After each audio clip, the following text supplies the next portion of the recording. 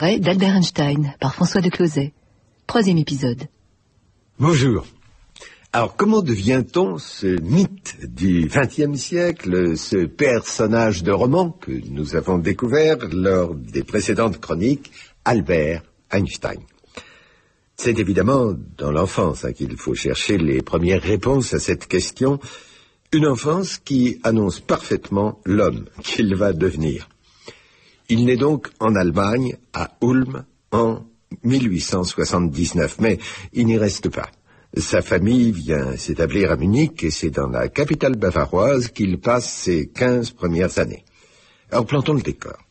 Cette Allemagne, c'est celle de Bismarck. Elle vient de réussir son unification, le pays est emporté par un formidable dynamisme économique, industriel, scientifique, culturel, mais aussi nationaliste et militariste. L'Empire germanique entend être la première nation au monde et dans l'ensemble, toute la population communie dans cette ambition. La famille Einstein vit dans l'Allemagne du Sud. Vous savez, la Bavière, chaleureuse, industrieuse, romantique, baroque, qui est très différente de l'Allemagne du Nord, la Prusse, plus dure, plus rigoureuse, pétrie d'ordre et de discipline. Et donc, cette Allemagne épouse la modernité dans la tradition germanique.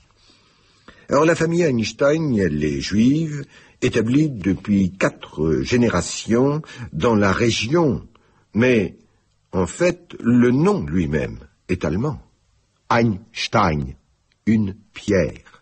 Eh oui, la famille a germanisé son nom d'origine, tout comme le prénom du garçon, Albert, et pas Abraham, comme son grand-père. Les Einstein, on l'a compris, ont rompu avec leur passé juif. Ils ont basculé de la tradition au progrès, de la Torah à la raison, de la Bible à l'encyclopédie des prophètes, à Schiller et surtout de l'identité communautaire à l'identité nationale.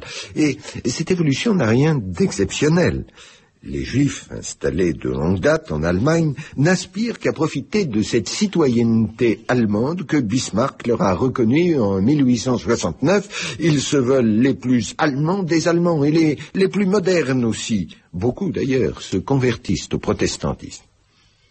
Donc, les Einstein ne donnent aucune éducation religieuse au petit Albert, mais attention, ça ne les empêche pas de conserver, je dirais, les repères culturels juifs, le goût du savoir, la primauté de l'instruction, le respect de l'écrit, la valorisation des activités intellectuelles et puis la solidarité familiale. Alors ses parents, Hermann et Pauline Einstein, forment un couple très uni et en 1881, la famille s'élargit à une fille, Maja, qui toute sa vie restera très proche de son grand frère. La famille est peu fortunée. Hermann a dû très tôt s'engager dans le commerce. Ce n'est pas pour lui déplaire, car il a le goût de l'entreprise, mais hélas, il n'a pas du tout le sens des affaires. Il ira d'échec en échec et la menace de la faillite pèsera comme une malédiction sur cette famille. Alors Hermann a un jeune frère, Jacob, qui lui a poursuivi des études scientifiques. Il est devenu ingénieur. Et ensemble, voilà que les 2 frères décident de se lancer dans ce que l'on n'appelait pas encore les nouvelles technologies, c'est-à-dire à l'époque les applications de l'électricité, l'éclairage, l'électromécanique, l'électrochimie, etc. Et ils ne se contentent pas de vendre le matériel. Ils le fabriquent aussi dans une petite usine qui se trouve attenante au magasin, et ainsi notez que le jeune Albert, a son palais de la découverte à domicile, avec en plus l'oncle Jacob pour lui expliquer sur les appareils les lois de la science. Et c'est une initiation qui se révélera précieuse, parce que les lois de la physique plus tard, elles seront un peu abstraites pour ses camarades, mais pour lui, elles s'incarneront dans des appareils familiers. Donc, si la famille est désargentée du côté paternel. En revanche, la famille maternelle est fortunée. Pauline est la fille d'un riche négociant, et d'ailleurs, plus d'une fois, le beau-père et la belle-famille devront tirer Hermann de situations financières difficiles. Alors Pauline, c'est une mère aimante, possessive, c'est la mamma juive dans toute sa splendeur. C'est aussi, d'ailleurs, il faut le dire, une excellente pianiste, une excellente musicienne. Et le petit Albert. Ah, alors dites-moi, est-ce que c'était un attardé? Alors ça, c'est la légende einsteinienne. Tous les parents, vous savez, qui s'inquiètent sur le développement de leur enfant, et tous les parents, bien sûr, s'inquiètent sur le développement de leurs enfants, ils se font rassurer par le pédiatre qui leur dit « Ne vous inquiétez pas, le petit Einstein n'a parlé qu'à 4 ans. » Et la légende veut même qu'il ait tout de suite formé des phrases complètes et qu'alors on lui ait demandé « Mais pourquoi tu n'as pas parlé plus tôt ?» et qu'il ait répondu « Mais parce que je n'avais rien à dire. » Alors, comme toute légende, celle-ci comporte sa part de vérité. Il semble que le petit Albert ait fait du langage un usage bien particulier. Vous savez, à l'ordinaire, les petits-enfants le découvrent comme un jeu. Ils s'amusent avec les mots, ils disent n'importe quoi, ils babillent. Eh bien, le petit Albert, lui, il parle peu, lentement.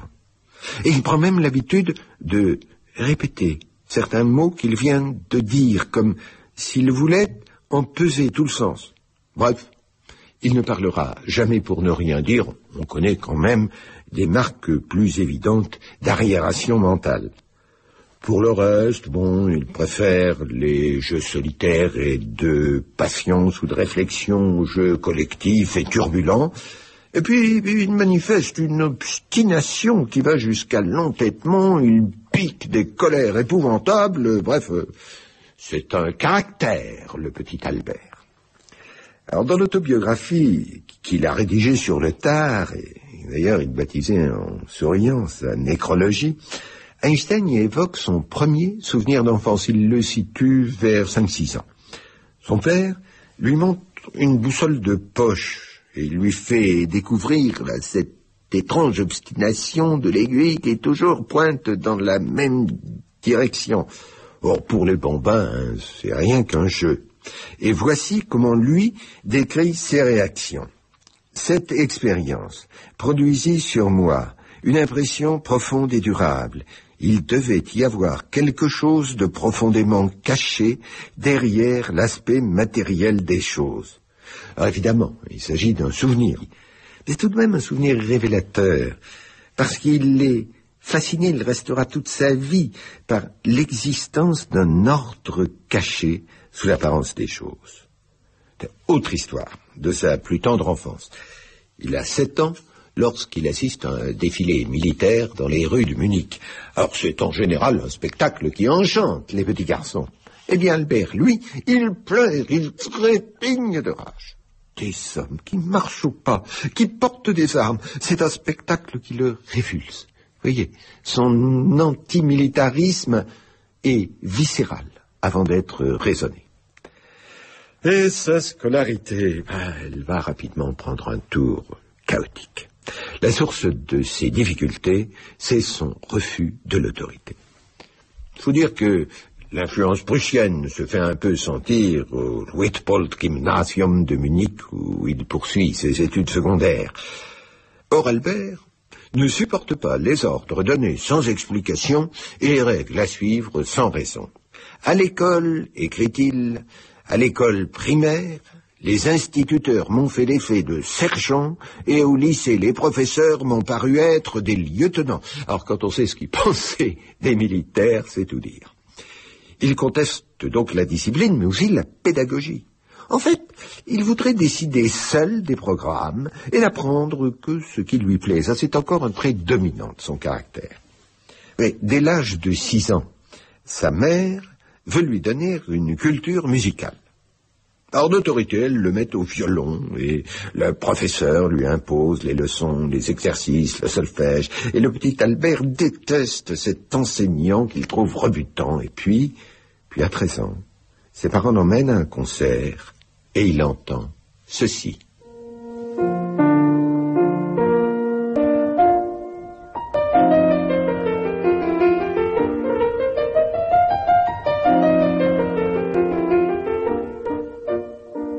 là, il tombe amoureux, c'est son terme, des sonates de Mozart, et par là même de la musique. Et du coup, il se met à apprendre avec passion, il devient un excellent interprète, et la musique l'accompagnera tout au long de sa vie. Alors, quelle conclusion tire-t-il de l'épisode?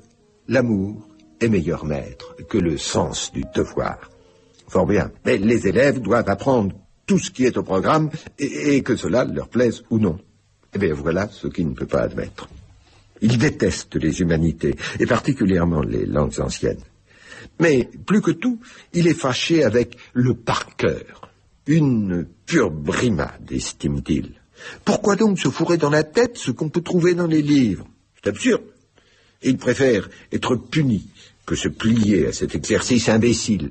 Eh bien, l'affaire est entendue, il sera un cancre dans les matières qui ne lui plaisent pas. Mais, s'il rejette ce qu'il déteste, il se jette sur ce qu'il aime, à savoir les disciplines qui font appel à la raison. Et on l'écoute à nouveau. À 12 ans, je sentis un émerveillement pour un petit livre de géométrie plane euclidienne qui me tomba entre les mains. Il me fit une impression indestructible. Il se précipite avec fébrilité, c'est son mot, sur les mathématiques. Il les dévore avec une passion gloutonne. À 13 ans, seul, il attaque les mathématiques supérieures.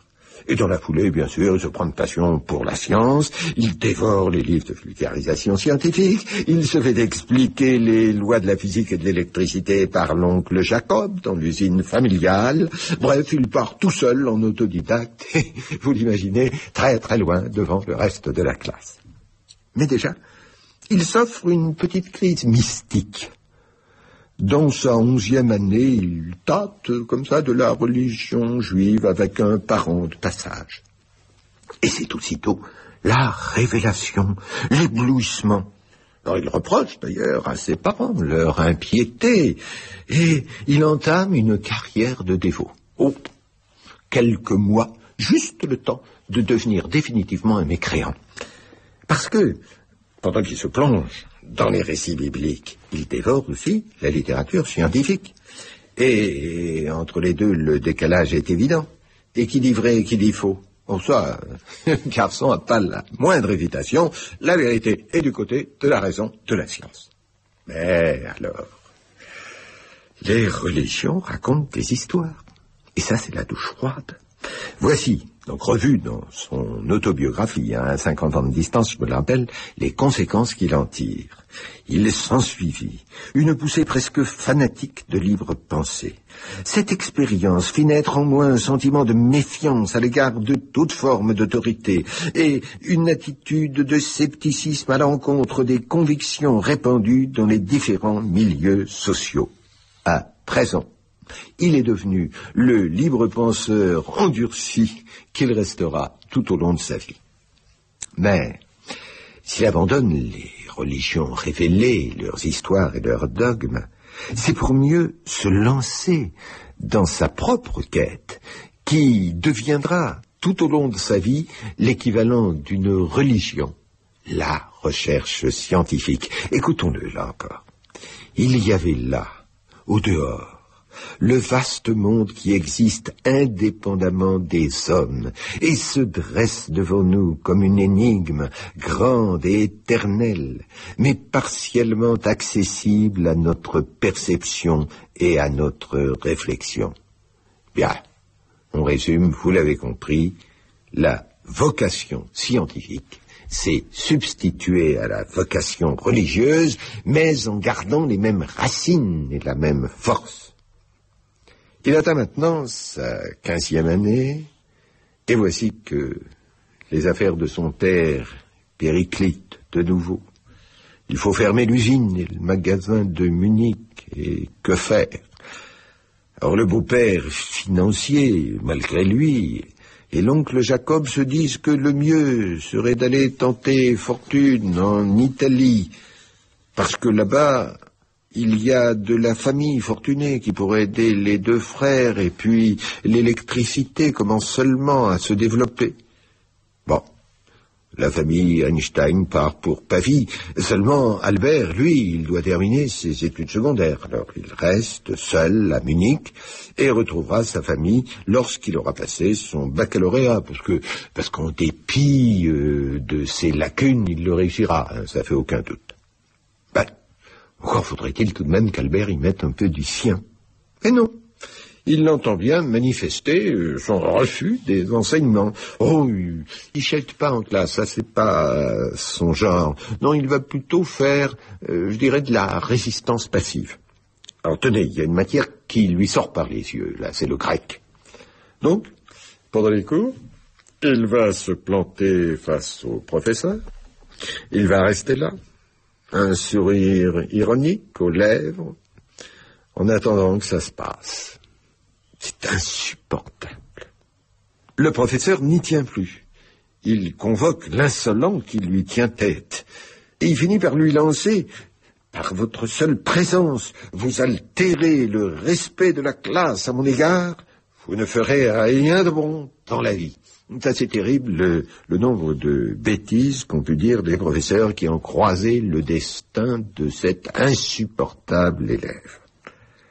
La goutte d'eau fait déborder, il faut le dire, un vase qui était déjà bien plein. C'est décidé, il va plaquer le Luitpold Gymnasium. Et au diable les études, il ne supporte plus la discipline scolaire. Alors, le temps de se faire un certificat médical par un docteur auquel il joue le jeu de la dépression, et il prend congé d'un établissement qui d'ailleurs ne le regrette pas du tout. En tout état de cause, d'ailleurs, il avait décidé de quitter l'Allemagne avant ses 16 ans pour n'avoir pas à se présenter devant les autorités militaires, pour n'avoir jamais à porter les armes.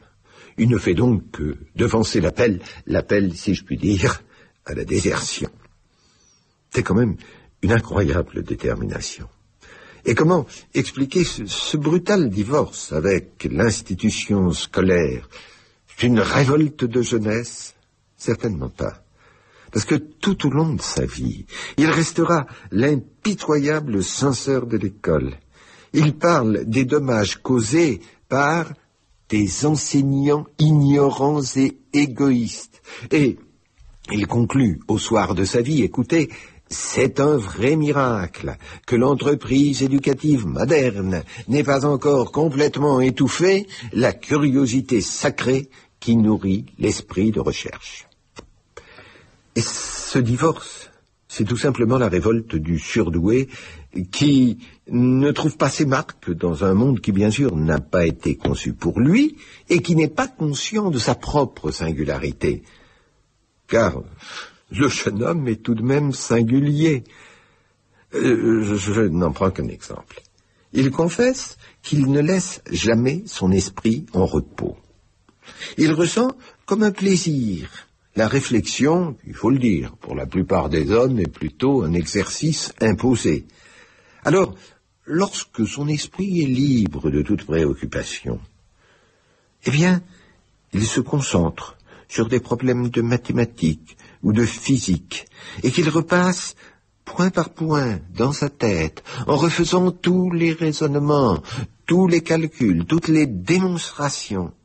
Et il explique qu'il trouve à cet exercice un plaisir comparable à celui que lui procure la musique. Et voilà le secret. Un entraînement compulsif, comparable tout à fait à celui, vous savez, des athlètes qui passent des heures dans les salles de musculation. C'est ainsi qu'il s'est doué d'une fantastique machine à penser, moins visible, il est vrai, qu'un corps d'Apollon.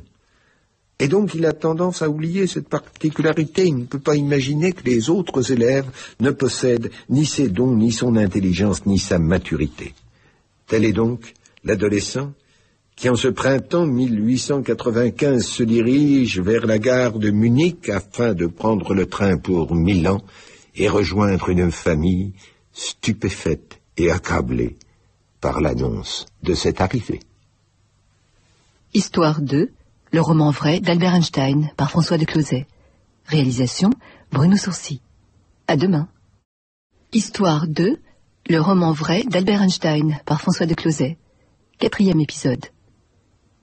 Bonjour. À 15 ans, le jeune Albert a donc de sa propre autorité plaqué ses études secondaires. Il a claqué la porte du Luitpold-Gymnasium de Munich pour rejoindre sa famille à Milan. Un brusque départ qui est motivé autant par sa détestation de l'institution scolaire que par sa volonté d'échapper au service militaire obligatoire pour tous les jeunes Allemands après 16 ans. Or, la famille qu'il retrouve à Milan est stupéfaite autant qu'accablée par l'audace d'Albert. Son père, Hermann, qui a reconnu le don pour les sciences de son fils, le voyait déjà en ingénieur et puis surtout en repreneur, en sauveur de l'entreprise familiale. Car les affaires, faut le dire, ne sont pas meilleures en Italie qu'en Allemagne, et à nouveau la faillite menace. Non, l'élève rebelle n'a vraiment pas choisi le meilleur moment pour son coup de tête. Ce n'est pas remarqué bien qu'il soit indifférent à la situation de sa famille. Ce qui m'afflige le plus, écrit-il quelques années plus tard, c'est bien sûr le malheur de mes pauvres parents qui, depuis tant d'années, n'ont pas vécu une seule minute de bonheur. Il plaint ses parents, mais il ne s'illusionne guère. Il sait que son père est un piètre gestionnaire et qu'il a placé tous ses espoirs dans son fils, en lui. Mais Albert entend d'abord rester fidèle à lui-même. Pas question de renoncer à la science pour aller vers le commerce. Car l'élève rebelle ne pense qu'à sa chair physique.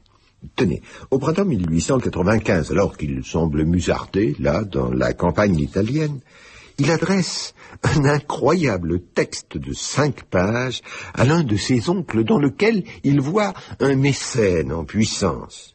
Ce mémorandum, je vous le rappelle, qui est rédigé quand même par un gamin de 15 ans, s'intitule tout simplement « Sur l'état présent d'investigation de l'éther dans le champ magnétique ». Et cela pose la question centrale de la physique en cette fin de siècle, pas de la physique qu'on enseigne à l'école, de la physique qui se fait dans les laboratoires, c'est la question de la propagation de la lumière. Les physiciens ont imaginé que cette propagation se fait sur un substrat assez énigmatique qui emplit tout l'espace. Ils appellent ça l'éther, mais en fait c'est une hypothèse ad hoc qui pose autant de problèmes qu'elle prétend résoudre. Donc les plus grands savants débattent de cette question. Et voilà qu'un élève du secondaire, même pas bachelier, prétend apporter son grain de sel dans la discussion.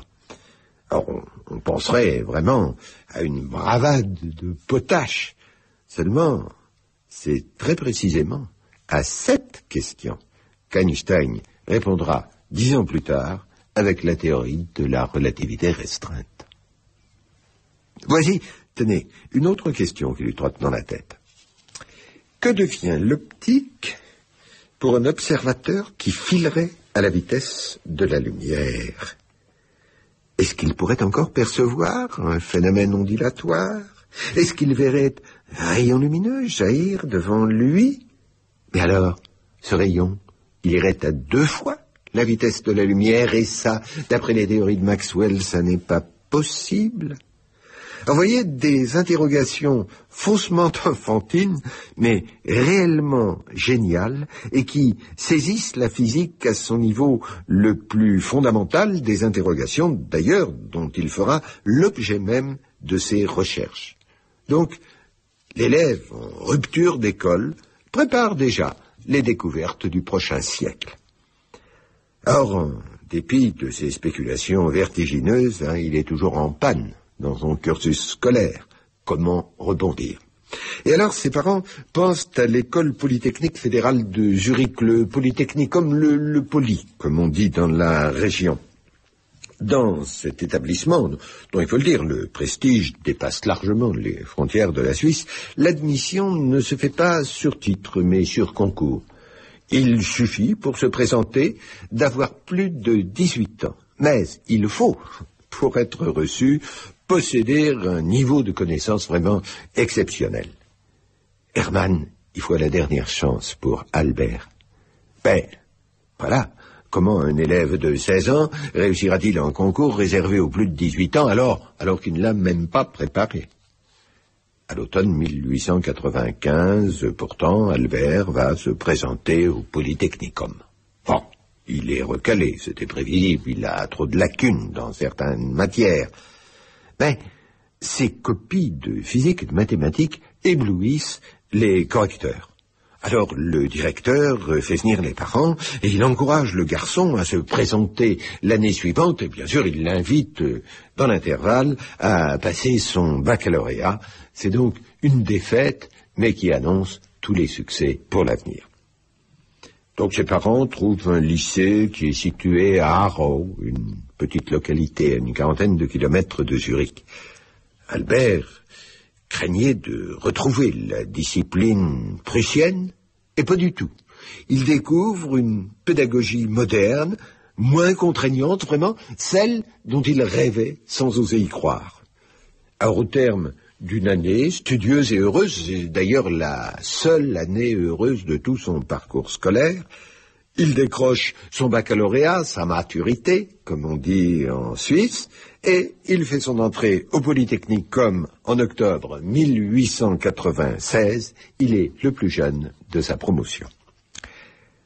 Cette admission devra en principe mettre un terme à ses difficultés scolaires.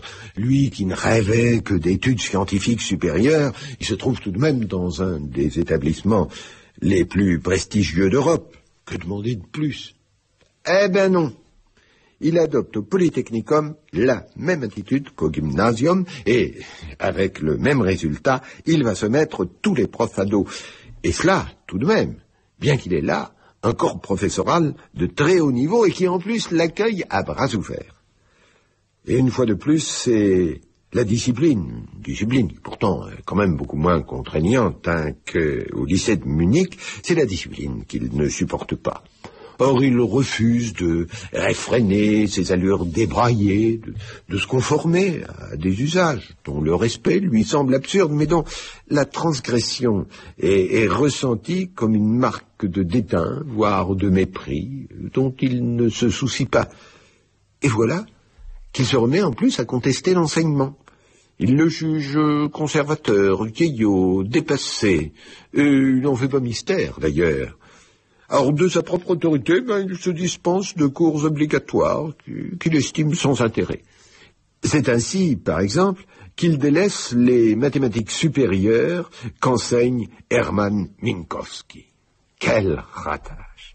Minkowski, c'est l'un des plus grands mathématiciens de son temps. C'est l'un des plus inventifs, l'un des plus créatifs. Tenez, 10 ans plus tard, c'est Minkowski qui lui fournira les outils mathématiques indispensables au développement de la relativité. Et alors là, il dira, sans lui, la relativité serait sans doute restée dans les langes. Ah oui, seulement dans l'immédiat. L'étudiant ne voit pas l'intérêt d'un tel enseignement, et il n'y assiste pas. Il n'en fait donc qu'à sa tête. Il rejette, selon ses propres termes, là je cite, tout ce fatras qui doit être ingurgité pour passer les examens, qu'on le veuille ou non. Ainsi, après avoir séché tant de cours, la cigale Einstein se trouva fort dépourvue quand l'heure du concours fut venue. Mais heureusement, la fourmi ne fut pas cruelle. Et en l'occurrence, c'est son camarade, Marcel Grossmann, qui le tire d'embarras en lui passant discrètement ses antisèches. Une issue tout de même plus heureuse que glorieuse, et, faut le dire, c'est bien à contre-cœur que ses maîtres lui ont décerné son diplôme. Vous voyez, il y a peu de temps, je me trouvais en Suisse, à Zurich, j'ai rencontré des anciens élèves du Polytechnicum. Et tous m'ont dit que lorsqu'ils avaient fait leurs études, il y a déjà une bonne 50aine d'années, le souvenir de l'élève Einstein était encore très présent au Polytechnicum, comme d'un type impossible, insupportable et détestable. Alors, autant son inadaptation au gymnasium paraît compréhensible, autant quand même sa rébellion contre le Polytechnicum peut comprendre. C'est quand même pas le meilleur côté de son personnage qu'il révèle là. Il paraît méprisant, arrogant, bon, alors péché de jeunesse. Je trouve que l'explication est un peu courte. Einstein, on l'a vu, entend soumettre toute chose à sa raison critique, n'accepter que ce qui lui semble raisonnable.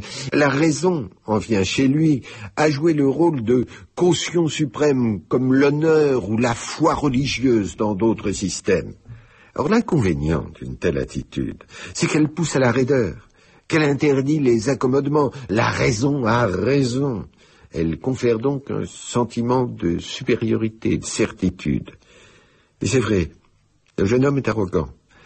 Et cela irrite d'autant plus que sa prétendue rationalité, elle est très subjective. Cette raideur, notez qu'elle sera aussi sa force. Tout au long de sa carrière scientifique, il sera soutenu par cette foi inébranlable dans son jugement critique, dans les convictions qu'il s'est forgées. Mais au fond, est-il vraiment un étudiant? Est-ce que la clé de son comportement ne se trouve pas dans la réponse à cette question? Si le jeune Einstein est en porte-à-faux avec ses professeurs, mais c'est tout simplement parce que dans sa tête, il n'est plus un étudiant. J'ai pu mener mes recherches personnelles du temps même de ces 4 années au Polytechnicum, reconnaîtra-t-il plus tard. Donc en fait, il se comporte dans l'établissement comme un chercheur invité, et pas du tout comme un élève accomplissant son cursus.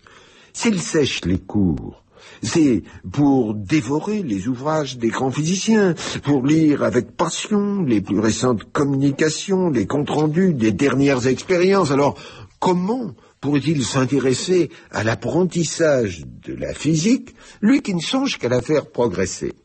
Tiens, dans une lettre à Mileva, sa condisciple et sa future épouse, une lettre datée de 1899, il écrit « Je suis de plus en plus convaincu que l'électrodynamique des corps en mouvement, telle qu'elle se présente actuellement, ne correspond pas à la réalité. L'électrodynamique serait alors, dans l'espace vide, la théorie des déplacements d'électricité et de magnétisme en mouvement. » Alors l'électrodynamique des corps en mouvement, c'est l'intitulé du fameux article fondateur de 1905 sur la relativité restreinte, l'article dont on fête le centenaire.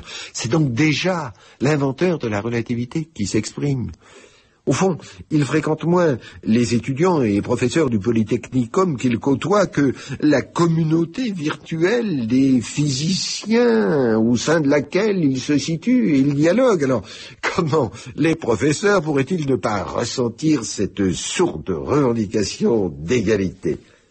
C'est ainsi qu'il va réussir à se faire son pire ennemi du professeur de physique Heinrich Weber. Il s'agit pourtant de scientifiques reconnus. Par exemple, en magnétisme, on parle des lois de Weber, et qui plus est, d'un scientifique qui, au départ, était très bien intentionné à son endroit. Mais Weber, il doit tout de même assurer un enseignement de recherche. Il doit apprendre ce qu'on sait, pas ce qu'on cherche. Or ça, Albert est incapable de le comprendre. Je vous ai dit qu'il avait toujours mené ses recherches à partir d'expériences de pensée, des expériences virtuelles, on dirait aujourd'hui. Mais cela n'empêche pas d'adorer le superbe laboratoire du Polytechnicum. Un laboratoire qui, je vous le répète, est fait pour des expériences classiques d'enseignement. Mais M. Einstein prétend mobiliser ce laboratoire pour monter une manip de son cru, et il préfère s'occuper de cette expérience qu'aller suivre les cours, comme les autres étudiants. Alors, ce qui devait arriver arriva. Le professeur Weber le pria de laisser le laboratoire à sa vocation et de retourner à ses cours. Il y eut une scène assez violente, et finalement, excédé, Weber finit par lancer à la tête de l'élève rebelle « Oui, vous êtes brillant, un brillant sujet, mais vous avez un défaut. Vous n'acceptez pas la moindre critique, pas la moindre critique. » Et il n'avait pas tort, Weber. Alors, à quoi ressemblait l'impossible monsieur Einstein? Les photos qui nous sont parvenues de cette époque, lorsqu'on les regarde comme je le fais en ce moment, elles montrent un Jeune homme, doux et calme, très loin de l'anarchiste qui fait enrager ses professeurs. Très loin aussi du vieux sage à la crinière blanche, regard des Pagnols. Non, les yeux, là, sont repoussés assez loin en arrière par le front bombé, encadré par des cheveux très noirs. Le regard vient de très loin, protégé par de lourdes paupières. Il est fait pour réfléchir, plus que pour observer. Non, pas de doute, ça c'est la tête d'un fort anthème. Seulement, il y a le bas du visage, qui atténue un peu cette impression. Il y a la petite moustache, qui est effilée en mousquetaire, la bouche bien dessinée, le menton décidé, qui font hésiter entre une expression de cynisme ou de gourmandise. Et au total, la figure est plutôt séduisante, c'est pas du tout celle d'un rabat-joie. Au reste, d'ailleurs, Albert est pas quand même un intégriste de la science, un janséniste de la physique. Il adore les farces, il adore l'humour, et il éclate de rire à faire casser toutes les coupes de cristal. N'oublions pas non plus qu'en ce début de siècle, les photos sont des portraits, les photos sont posées. Donc il faut imaginer qu'il s'est apprêté avant de se mettre devant un appareil photographique. Et donc on ne le voit pas dans sa tenue ordinaire, qui est d'un potache débraillé, si mal attifé que d'ailleurs, dans le reste de sa vie, à plusieurs reprises, on le prendra pour un vagabond, un marginal ou même un clochard. Et en dehors de la physique, quelles sont ses passions? Eh bien, il y a la musique. Et toute sa vie, elle sera sa compagne.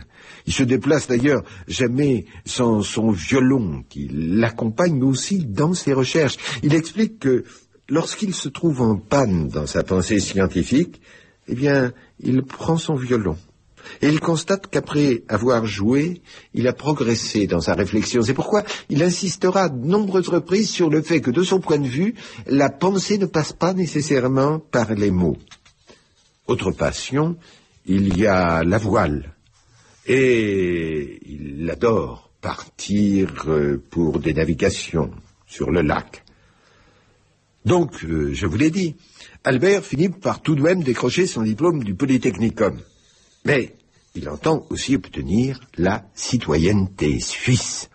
Et l'épreuve s'annonce redoutable pour cet anarchiste, parce que les Suisses n'accueillent que des citoyens conformes et sûrement pas des esprits forts.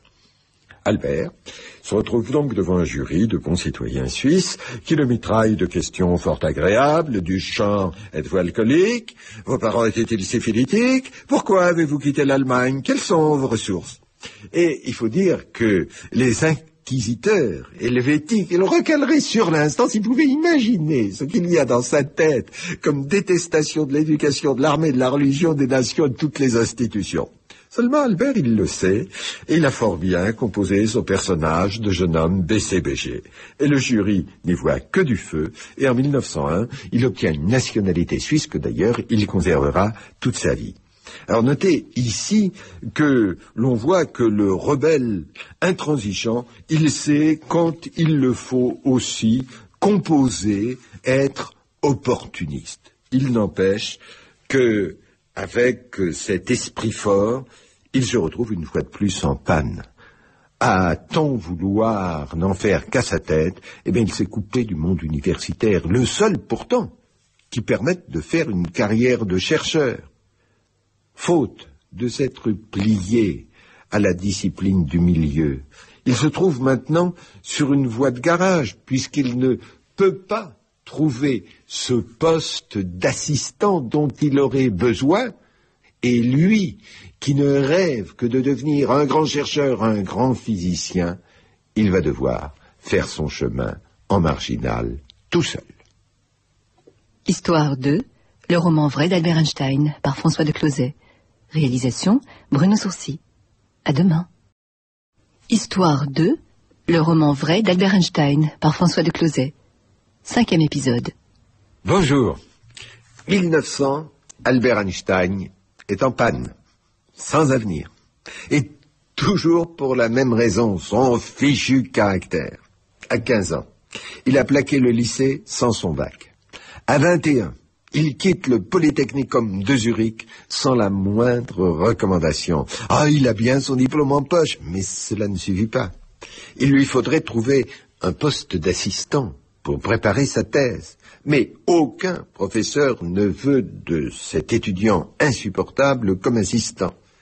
Ainsi, pour prix de son insubordination, il va galérer pendant 2 ans avant de trouver une modeste voie de garage. Et que pourtant, il va, grâce à son génie, transformer en rampe de lancement vers la gloire scientifique. Mais, à travers ces épreuves, Albert n'est plus seul. Mileva est à ses côtés. Elle l'a rencontré au Polytechnicum où, comme lui, elle est étudiante. Comme lui, à cette nuance près qu'en cette fin de 19e siècle, il n'y avait pas beaucoup de femmes qui fréquentaient les établissements scientifiques d'enseignement supérieur. Et d'abord, il n'y avait pas beaucoup d'établissements qui les acceptaient. Le Polytechnicum a joué les pionniers dès 1890. Alors je vous rappelle, par comparaison, que notre Polytechnique mettra 1 siècle de plus pour admettre des filles. Mileva Marić est donc la 5e femme à forcer les portes de l'établissement, et je dirais que c'est assurément la plus méritante. Elle vient de Serbie, de Voïvodine, une région troublée, là, aux marches de l'Empire austro-hongrois, où les réfugiés serbes orthodoxes viennent chercher refuge contre les Ottomans. Mais comment est-elle arrivée en Suisse? À la force des poignets. Parce qu'après de brillantes études dans le secondaire, eh bien, elle a dû s'exiler pour continuer dans le supérieur parce que les universités de l'Empire austro-hongrois n'admettent pas les filles. Elle a porté donc son choix sur le Polytechnicum et sur Zurich qui va devenir sa patrie d'adoption. Quand son succès prouve qu'elle est aussi intelligente que travailleuse. En revanche, elle n'est pas vraiment séduisante. Alors comment dire ça sans être désobligeant? D'abord, il y a ce qu'on peut voir sur toutes les photos que l'on a conservées d'elle. Elle n'est pas souriante, pas avenante, pas lumineuse, mais au contraire sombre et farouche. Et puis, elle souffre encore d'une disgrâce physique, une coxalgie héréditaire qui la rend boiteuse. Sa biographe, Desanka Trubovic-Djuric, serbe comme elle, est toujours disposée à prendre son parti, doit céder les armes. Sur ce point, elle savait, dit-elle, qu'elle ne possédait aucun charme féminin et qu'elle passait pour plutôt laide. Bref, Mileva n'est pas séduisante, alors qu'Albert, nous l'avons vu, serait plutôt séducteur, et c'est un déséquilibre qui ne fera que s'aggraver au fil des ans. Donc l'intimité du jeune couple nous est restée presque inconnue jusqu'en 1987. Oui, il a fallu attendre 30 ans après la mort d'Einstein pour que soient enfin publiées 65 lettres échangées entre Mileva et Albert au cours de ces années. Nous allons donc ponctuer le récit avec des extraits de cette correspondance ignorée et découvrir au passage un drame que personne ne soupçonnait jusqu'à ces dernières années.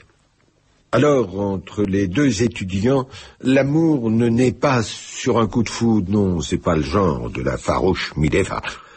Pendant les 2 premières années, eh bien, ils sont essentiellement réunis par leur travail en commun.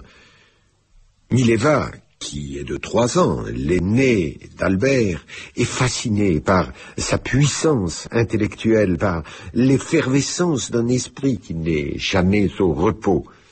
Car ce même étudiant que Minkowski, son professeur de mathématiques, traitait de feignant, ne cesse jamais de réfléchir, toujours prêt à sortir son carnet et son crayon pour noter l'idée qui passe dans sa tête, le calcul dont il attend les résultats.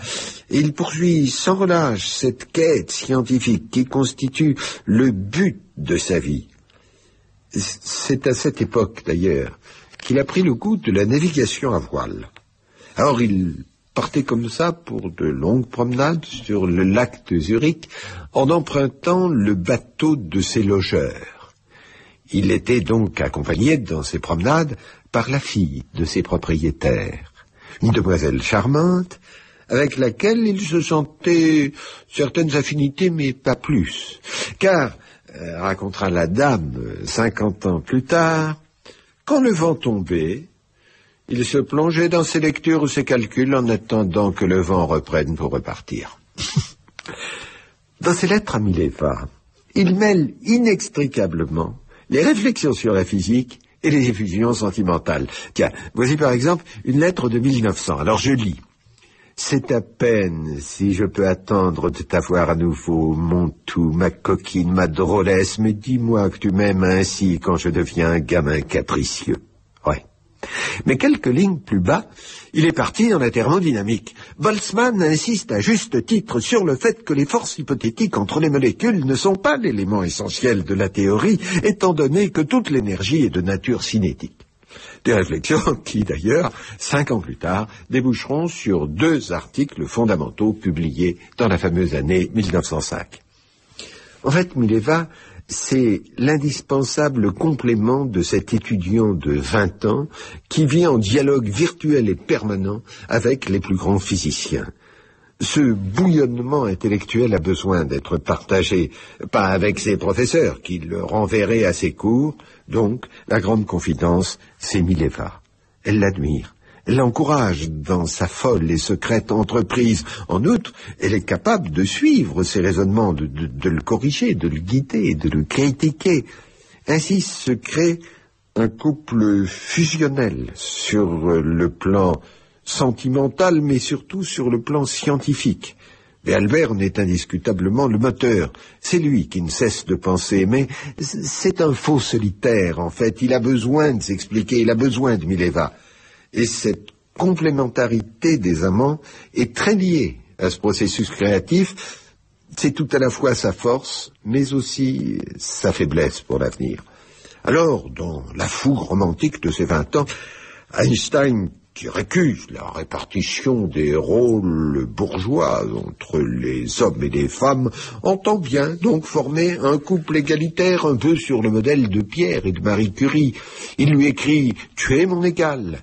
Il lui dédie toutes ses recherches. Mileva est sa compagne de science, mais la science, c'est toute sa vie. Seul obstacle sur sa route, la redoutable Pauline, qui trouve Mileva indigne de son admirable fils. Elle l'a prise en grippin dès le premier jour, et son animosité ne se relâchera jamais. Comme belle-mère, ma mère est un vrai démon, devra finir par reconnaître Einstein. Ainsi vont ses amours, mais pour sa carrière, c'est bien une autre affaire. Rejeté par le Polytechnicum, il a tenté sa chance auprès d'autres universités, des universités qui se renseignent aussitôt auprès du Polytechnicum, et qui ensuite, avec ses renseignements, le refusent, bien sûr. Il doit admettre qu'il s'est fermé les portes du monde universitaire. Il ne sera pas professeur, il ne sera pas chercheur, et c'est quand même fâcheux quand on a décidé qu'on deviendra un grand savant. Dans l'immédiat, il est vite au crochet d'une famille plus démunie que jamais et criblée de dettes. Donc, coûte que coûte, il doit trouver le moyen de gagner sa vie. C'est dire qu'il va survivre avec des petits boulots, chose assez misérable. Alors, ici, il décroche un contrat d'auxiliaire temporaire pour remplacer un professeur dans un lycée. Ailleurs, un poste de précepteur pour des élèves à la traîne. Il passe des annonces dans les journaux pour donner des leçons particulières. Non, 1901, c'est vraiment l'année noire de la misère. Mais en dépit de ces contrariétés, il ne cesse pas de poursuivre ses réflexions sur le front de la physique. Étudier, explique-t-il à Mileva, c'est ma seule distraction. C'est ce que je fais avec un amour redoublé. Et tu es mon seul espoir. Ma chérie, mon âme fidèle, lui écrit-il, toujours associé, son amour et la recherche, c'est la même chose. En mars 1901, il lui écrit « Comme je serai heureux et fier quand nous aurons tous les deux ensemble mené victorieusement à bien notre travail sur le mouvement relatif. » Le mouvement relatif, vous l'avez compris, c'est la relativité. Et vous avez remarqué le nôtre. Un instant d'ailleurs, il a espéré déboucher sur la recherche, où il a rédigé un article sur la capillarité et la physique des liquides, mais un article qui renouvelle un peu la manière d'aborder, de traiter ces phénomènes. Et à tout hasard, il l'a envoyé à la revue scientifique Annalen der Physik. Alors, en 1900 comme aujourd'hui, le monde scientifique vit au rythme des publications. Pour le chercheur, c'est le titre de reconnaissance, c'est le droit à l'existence. Publier ou périr, finalement, la règle n'a pas changé. Encore, faut-il faire accepter ces articles par une des grandes revues, comme par exemple aujourd'hui Science ou Nature. Et là, la sélection est impitoyable, elle est faite par les plus grands maîtres de la discipline. Et donc en 1900, les Annalen der Physik sont dirigées par le grand Max Planck. Ce sont elles qui exercent ce magistère, et il faut bien le dire, un obscur chômeur suisse de 22 ans n'a pas la moindre chance d'y faire publier un article. Et pourtant, contre toute attente, les annales acceptent l'article sur la capillarité. Alors, c'est un événement capital dans la vie d'Albert Einstein. Parce que ce monde de la recherche qui lui est fermé vient tout de même de s'entr'ouvrir. Et les Annalen der Physik vont régulièrement ensuite publier ces articles. Ils vont même lui demander une collaboration pour des comptes rendus de publications scientifiques. Alors, c'est un succès dont il s'efforce de tirer parti. Il fait des offres de services appuyées sur cet article à un maître de la physico-chimie, le professeur Ostwald de l'université de Leipzig. Peine perdue, pas de réponse, une relance, toujours rien. Et son père Hermann, désespéré par la situation, je dirais par l'absence de situation de son fils, Hermann écrit dans le dos d'Albert une lettre de relance pathétique à Ostwald. Ostwald ne répond pas, mais très rapidement, après 1905, il deviendra le plus grand supporter et un grand ami d'Albert Einstein. Donc, la publication dans les Annalen der Physik, là, c'est une ouverture, mais pour l'avenir, qui n'apporte absolument rien dans l'immédiat. Seule lueur d'espoir, son camarade du Polytechnicum, Marcel Grossmann, vous savez, celui qui lui avait refilé les antisèches pour l'examen, Grossmann a fait intervenir son père auprès de monsieur Friedrich Haller, qui est le directeur du bureau de la propriété industrielle de Berne, et il a obtenu l'assurance que le jeune Einstein serait contacté si une place se libérait à l'office. Bon, c'est rien qu'une promesse, mais c'est quand même une bonne nouvelle, aussitôt suivie de deux mauvaises. D'une part, Mileva, qui avait raté l'examen de sortie l'année précédente, vient à nouveau d'échouer au Polytechnicum. Elle ne sera jamais diplômée. Mais cela, ce n'est rien encore. Si la jeune fille a échoué, c'est sans doute en raison d'une nouvelle qui l'a fortement perturbée. Elle est enceinte. Elle n'est pas mariée. Les parents d'Albert s'opposent plus que jamais au mariage. Il n'a aucune situation. Que vont-ils faire? Alors, de cette grossesse et de la naissance qui va suivre, nous n'avons eu connaissance qu'en 1987 en lisant ces fameuses lettres. Et comment Albert accueille-t-il cette paternité pour le moins inopportune? Eh bien, sa première réaction connue se trouve dans une lettre en date du 28 mai 1901. Alors, il commence par une déclaration enflammée. « Je suis rempli d'un tel bonheur, d'une telle joie, que tu dois absolument en avoir ta part. » L'enthousiasme d'Einstein n'est pas provoqué par la naissance annoncée, mais par une étude du professeur Lennart sur le rayonnement cathodique. Après ces dernières nouvelles de la physique, il en vient à l'ordre du jour. « Et courage, ma chérie, ne te fais pas d'idées noires. Comment vas-tu, ma chérie, et comment va le petit ?» Mileva part accoucher chez ses parents à Novi Sad, en Serbie. Le futur père la réconforte. « Soigne-toi bien et sois gai. Réjouis-toi de notre petite Liserl. » Oui, parce qu'ils l'ont décidé entre eux. Ce sera une fille et on l'appellera Liserl. Et le 4 février 1902, il reçoit une lettre du père de Mileva qui lui annonce la naissance de la petite Lee Searle. La mère est trop faible pour écrire. Il est submergé par le bonheur de cette paternité. Mais, écrit-il, tu vois, c'est vraiment devenu une Lee Searle comme tu l'as souhaité, et je l'aime tant, pourtant je la connais même pas. Est-ce que tu ne pourrais pas la photographier quand tu seras remise? Et puis dans la lettre suivante, écrite seulement une semaine plus tard, il ne parle plus du bébé. Une autre lettre, c'est toujours le silence de l'enfant. Il n'en est plus question. Lee Searle, elle ne réapparaît que le 19 septembre 1903, c'est-à-dire 18 mois plus tard. Au hasard d'une lettre comme ça, on apprend qu'elle a la scarlatine. Puis, plus rien. Il n'y aura plus jamais la moindre allusion. Alors tout de même, entre-temps, Einstein a décroché son emploi au bureau de la protection industrielle de Berne. Mileva est revenue en Suisse. Ils se sont mariés.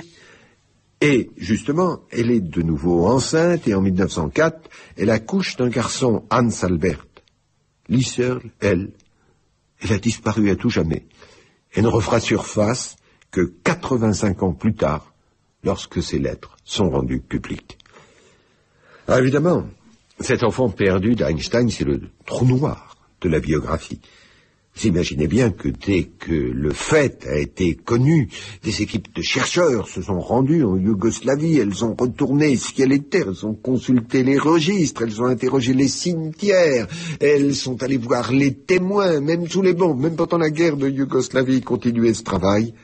Aucune trace de Lee Searle n'a pu être retrouvée. L'enfant n'existe que dans les lettres d'Einstein. Alors, la naissance elle-même n'est pas discutable, elle est intervenue dans les pires conditions. La famille Einstein n'a évidemment pas été mise au courant, elle s'oppose au mariage, la famille de Mileva n'y est pas favorable non plus, les jeunes parents n'ont pas de ressources, ils n'ont pas de situation, et à l'époque, il faut comprendre, une naissance hors mariage, c'est l'opprobre. Qui sait même si le bureau de la propriété industrielle aurait accepté d'engager un employé qui menait une vie aussi dissolue. Seulement un an plus tard, tout de même, Einstein, il a un emploi, il épouse la mère. Alors, pourquoi ne font-ils pas revenir la petite fille? Est-ce qu'elle était handicapée? Est-ce qu'elle est morte en bas âge? Est-ce qu'elle a survécu sans savoir qu'elle avait pour père l'homme le plus célèbre du monde? Et puis lui, pourquoi n'a-t-il jamais cherché à la revoir? Il y a peu de chances que l'on connaisse jamais la réponse. Et ce silence sur l'enfant perdu pèse très lourd.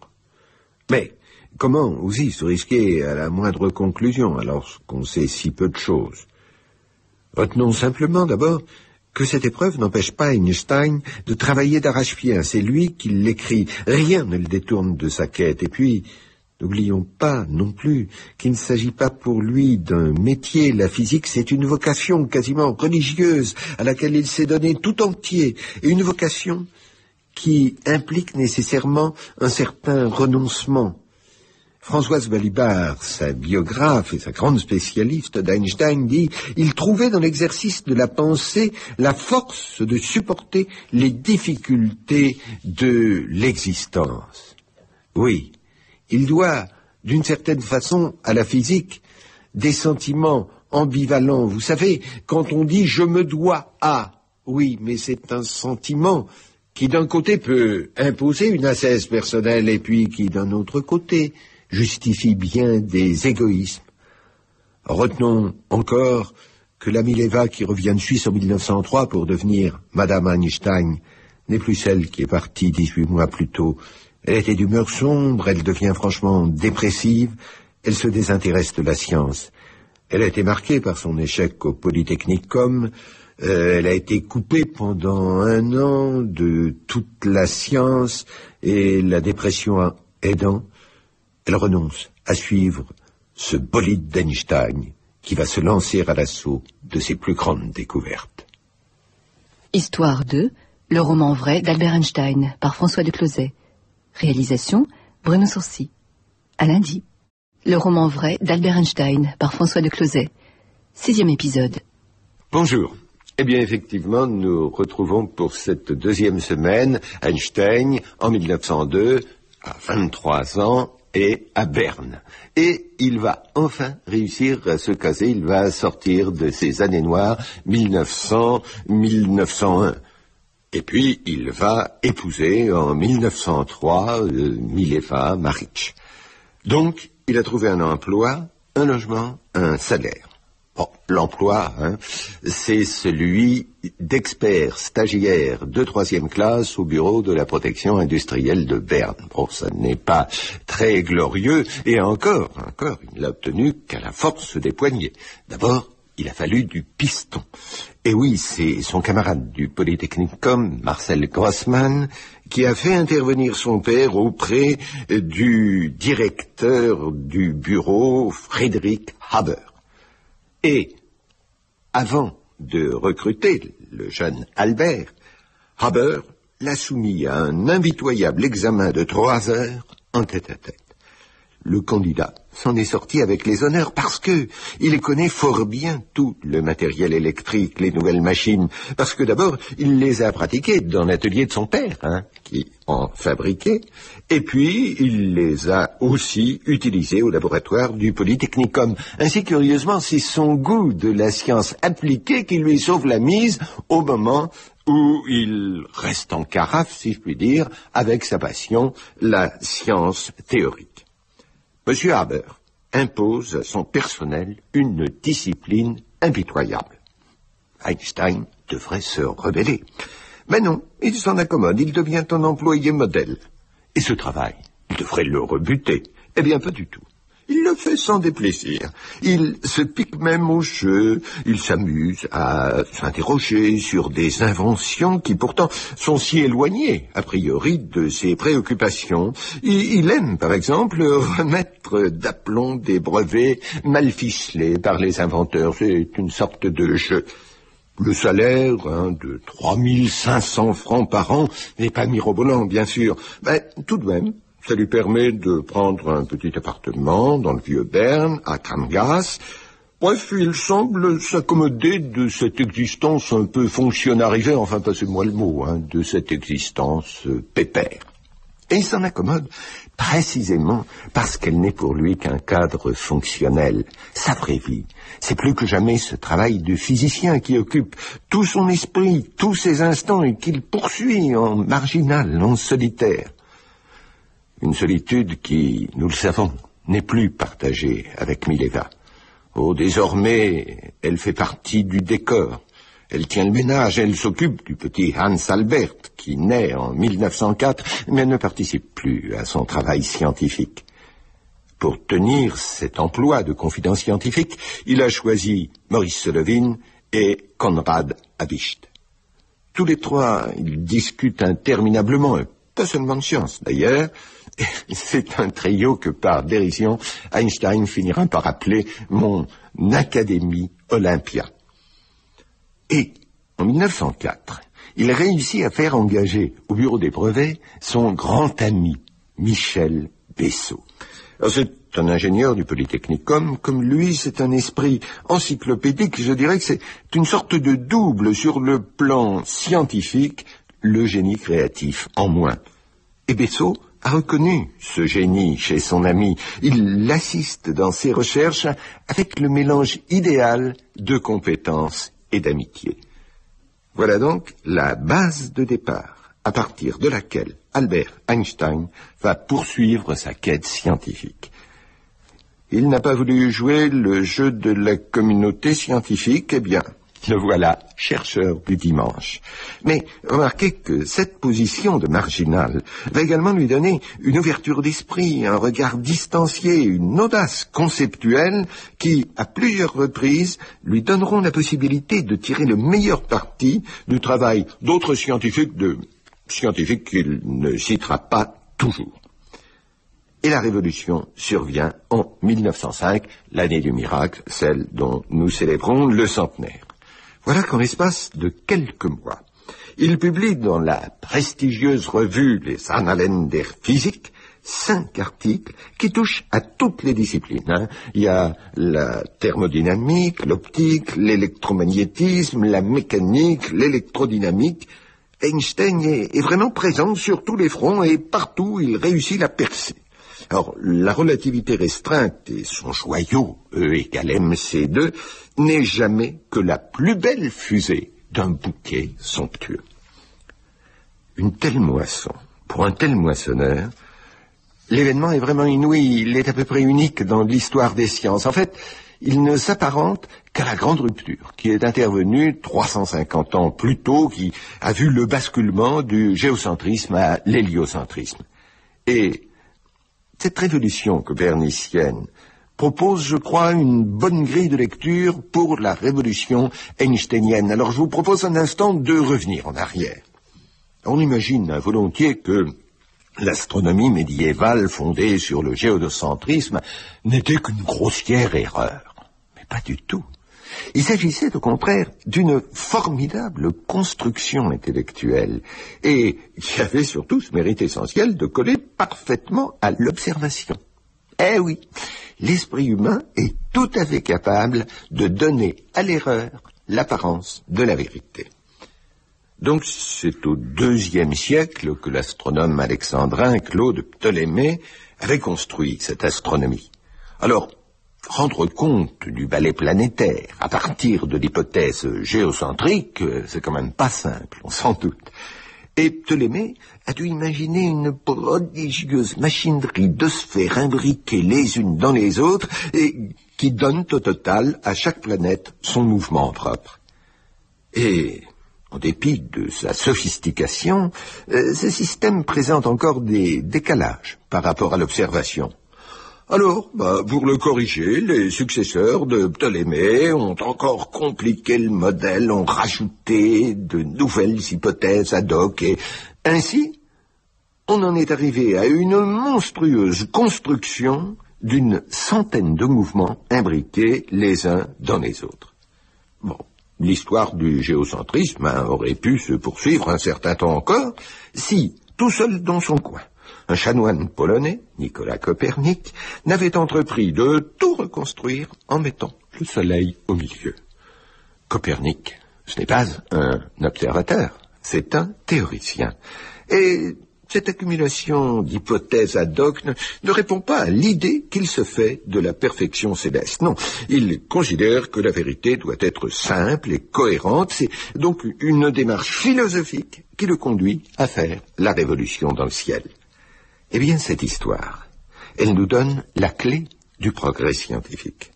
Celui-ci repose sur des théories que les chercheurs confrontent à la réalité. Et que font-ils lorsqu'ils constatent qu'il y a un décalage entre les deux? Eh bien, ils ne rejettent pas le modèle, ils le corrigent. Et c'est une sage réaction, parce que les idées se complètent et s'améliorent en se confrontant avec la réalité. Ainsi, Kepler va perfectionner le système de Copernic en montrant que les planètes ne décrivent pas des cercles, comme l'avait cru le chanoine polonais, mais des ellipses. Ce jeu, donc, est indispensable. Seulement, il est dangereux, parce que les découvreurs finissent par se figer dans ce rôle de réparateur. Ils s'obnubilent, si vous voulez, sur les idées en place, au lieu d'en chercher de nouvelles. Or, il vient un temps où il ne suffit plus de corriger, d'améliorer les théories existantes, il faut en changer. Et ce temps, c'est celui du révolutionnaire qui remplace le réparateur. C'est le temps d'Einstein en 1905. Et quel accueil la science réserve-t-elle aux visionnaires iconoclastes qui remet en cause les dogmes? C'est extrêmement variable. D'ailleurs, voyez, la révolution copernicienne a mis 1 siècle à s'imposer. La révolution einsteinienne triomphera en 1 décennie. Alors, la différence ne tient pas seulement à l'opposition de l'Inquisition. La raison première, c'est que la relativité était attendue et que l'héliocentrisme ne l'était pas. L'astronomie du XVIe siècle se satisfait de sa vérité. Copernic ne résout pas la crise, il l'ouvre. Einstein, au contraire, arrive dans une physique qui est empêtrée dans ses contradictions, qui est en attente d'une révélation, et comme l'on sait, ce sont les temps messianiques qui font les messies. Et pourtant, à la sortie du XIXe siècle, la science avait pu croire qu'elle avait pratiquement tout compris. Tenez, en 1912, le grand savant britannique, Lord Kelvin, annonçait « La physique est définitivement constituée avec ses concepts fondamentaux.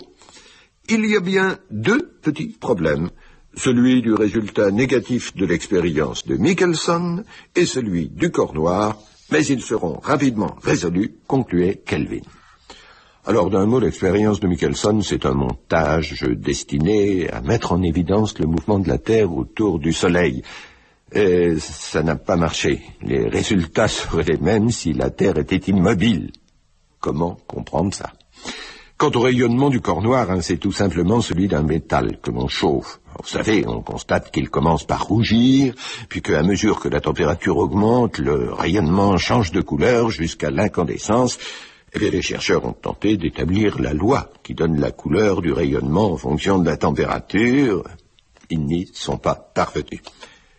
Eh bien, 10 ans après, les petits problèmes de Lord Kelvin sont devenus des casse-têtes diaboliques qui paralysent la physique. Einstein, lui, qui suit avec passion tous les débats scientifiques, il en a fait ses thèmes de recherche privilégiés. Bref, en 1905, il est en situation. Alors, une seconde, voyons cette crise de la physique. Elle naît d'un divorce entre, je dirais, le monde matériel et le monde immatériel. Oui, vous le voyez bien, la réalité qui nous entoure, elle est double.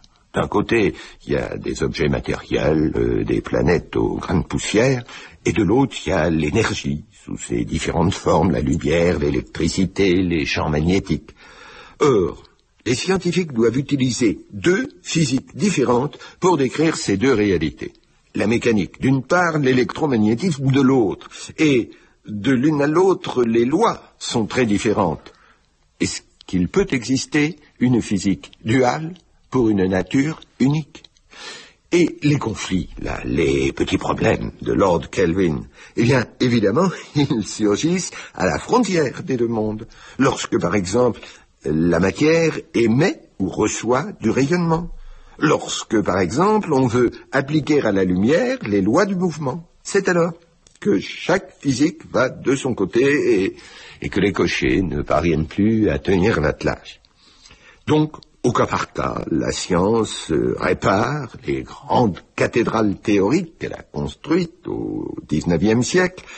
Seulement, je dirais que les échafaudages finissent par défigurer le monument plus qu'ils ne le soutiennent. En fait, la physique explique de moins en moins le monde. Elle a besoin d'un reconstructeur. Voilà autre question. Pourquoi le jeune Einstein va-t-il trancher ces nœuds gordiens qui défient les physiciens chevronnés? Non, d'abord, il n'est pas un expérimentateur. Il n'est pas très bon mathématicien. Pour l'intelligence pure, il n'est pas sans rival. Non. Je pense que sa supériorité réside dans une démarche qui lui permet de trouver ce que les autres n'osent même pas chercher. Cette originalité d'Einstein, elle est d'abord philosophique, pour ne pas dire morale, voire spirituelle. Einstein n'observe pas la nature, il la pense. Il proclame le primat des idées sur les faits, de la théorie sur l'expérience. Je lis. Les concepts scientifiques sont des créations libres de l'esprit humain. Ils ne sont pas, comme on pourrait le croire, uniquement déterminés par le monde extérieur. Oui. Einstein est un bâtisseur de théories. Il part des fondations, c'est-à-dire des principes simples, indiscutables, peu nombreux. Ce sont eux qui doivent donner à l'ensemble sa cohérence. Puis, il construit méthodiquement, déduisant les lois qui commandent les phénomènes. Donc, pour juger une théorie, son premier critère à lui, et là on retrouve Copernic, c'est un critère esthétique. C'est l'harmonie, la symétrie, la cohérence, il dit la perfection interne.